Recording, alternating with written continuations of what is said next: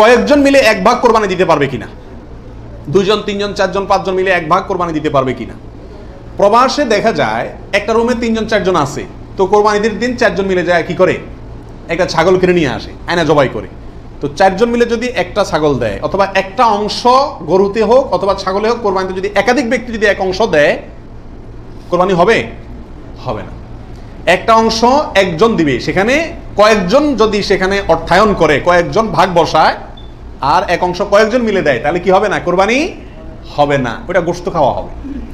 প্রবাসে যারা, যেসব ভাইয়েরা, লক্ষ লক্ষ ভাইয়েরা প্রবাসী আছেন, দেখা যায় যে 5 জন 6 জন 7 জন একটা রুমে আছেন, তো তারা সবাই মিলে একটা ছাগল কিনে এনে গোশত খান, কোরবানি তাদের উদ্দেশ্য থাকে না।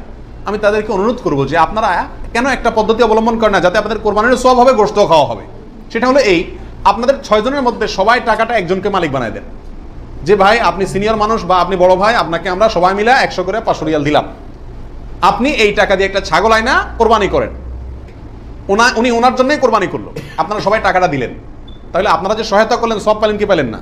আর ওনার কোরবানিটাও হয়ে গেল, গোশতও খাওয়া হয়ে গেল, একসাথে সবগুলা পাখি এক ডিলে মারা গেল। আর যদি সবাই ঈদের দিনই জবাই করবেন ছাগল, তাহলে কোরবানি কেন করবেন না? একটু চালাক হলেই কোরবানির সওয়াবটাও হয়ে যাচ্ছে, গোশত খাওয়াটাও হয়ে যাচ্ছে। প্রবাসী ভাইদের ভিতরে এই সমস্যাটা প্রকট, প্রচুর পরিমাণ দেখা যায় যে 5-6 জন মিলে ছাগল কিনে কোরবানির নিয়ত কেউই করে না, অথবা সবাই মিলে কোরবানির নিয়ত করে, যার দুইটাই কি ভুল।